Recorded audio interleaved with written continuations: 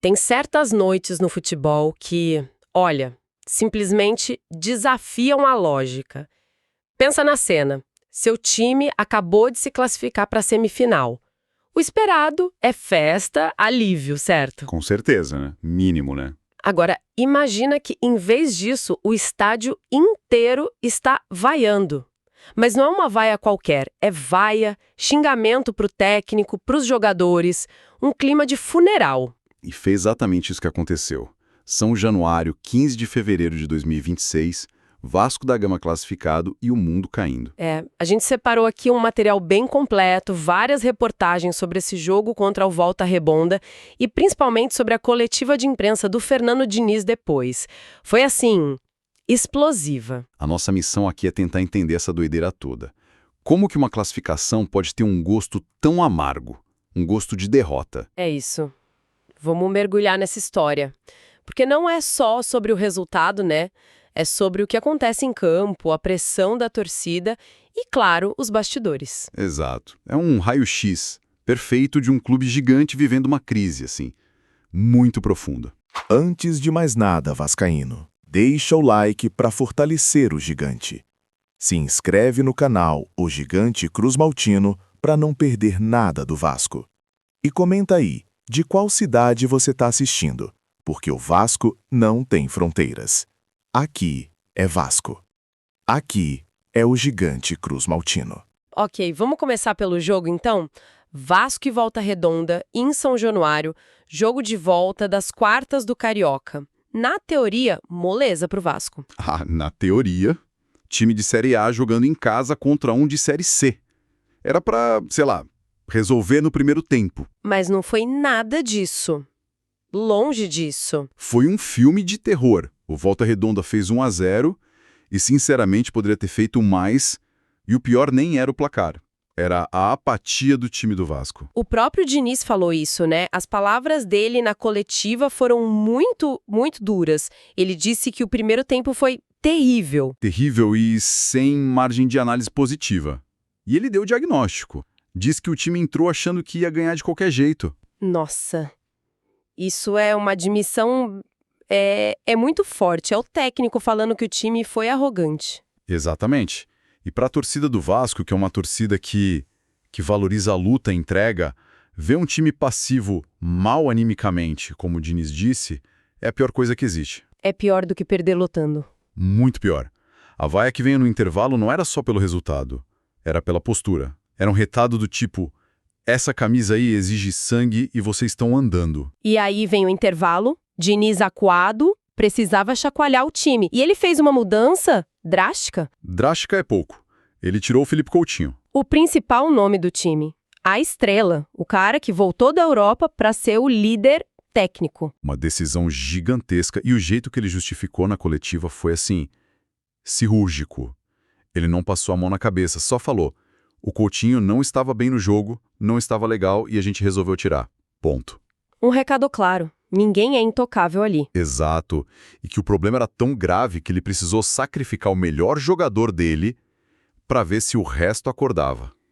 E, de certa forma, funcionou. As substituições deram um gás novo, o Rojas e o Spinelli entraram bem. O Spinelli, o argentino, fez o gol de empate, o Vasco foi para cima, pressionou, mas a virada não veio, o jogo foi para os pênaltis. E nos pênaltis o Vasco passou. 5-3, classificado. Fim do sufoco. Que nada. Aí que o estádio desabou de vez, porque a classificação desse jeito, contra um time da Série C, em casa, foi vista como uma humilhação. Uma das reportagens usou o termo vexame evitado. Acho que define bem. Uma atuação. Só deixou ela mais clara.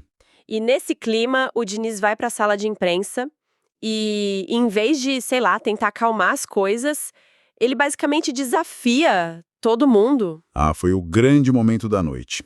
Ele olhou firme e soltou a frase que definiu tudo. Qual foi? Nunca pedi demissão e nunca saí para outro clube.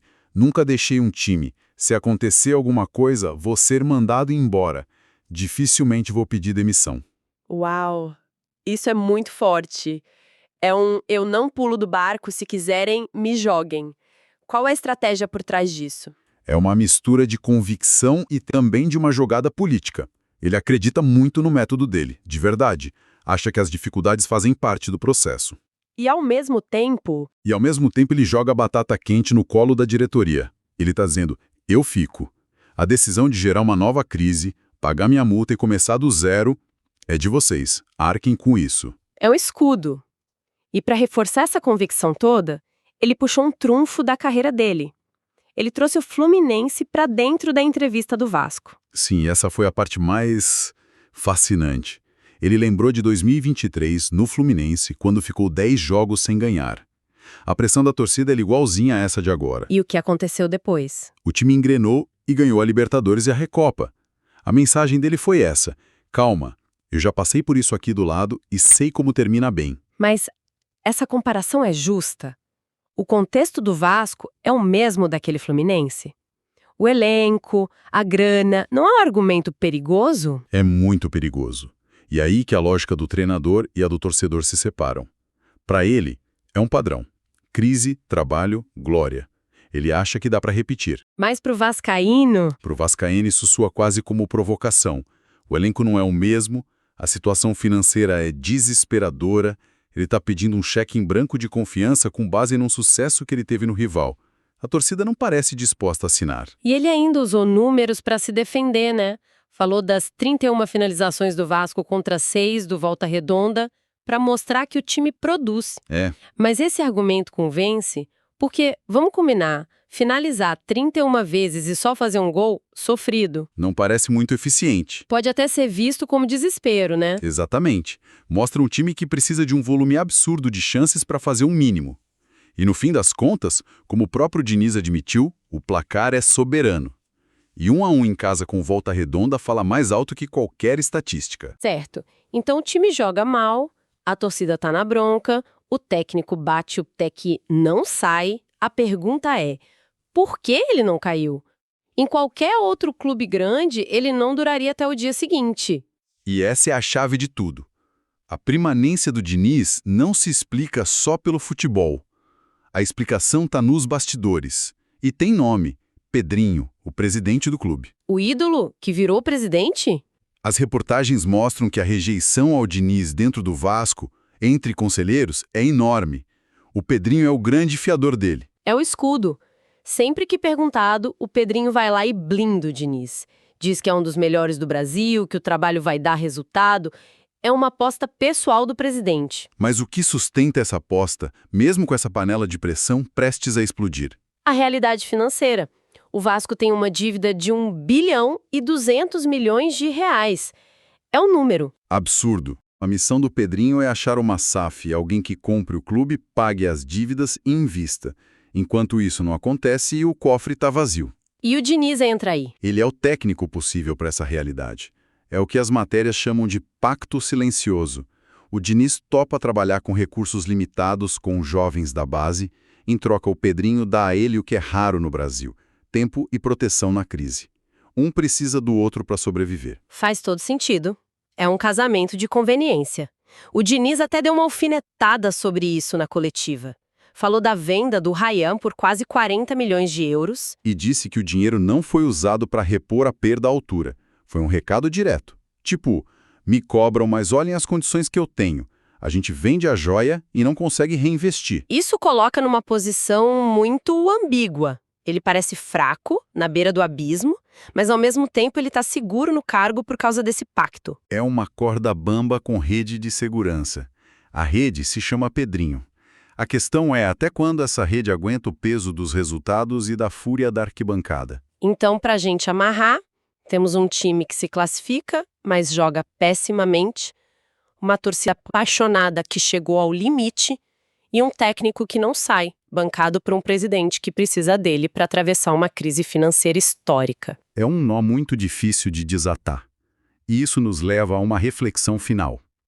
Na mesma entrevista, o Diniz também disse que o maior patrimônio do Vasco é a sua torcida e que sabe que precisa de vitórias para reconquistá-la. Ele pede um voto de confiança, então. Pede. Mas a grande questão que fica é, no futebol brasileiro, o tempo que um pacto de bastidores te compra é suficiente para sobreviver à pressão por resultado imediato que vem da torcida. Até quando a convicção de um técnico e a lealdade de um presidente resistem ao que realmente manda no fim do dia? o placar final.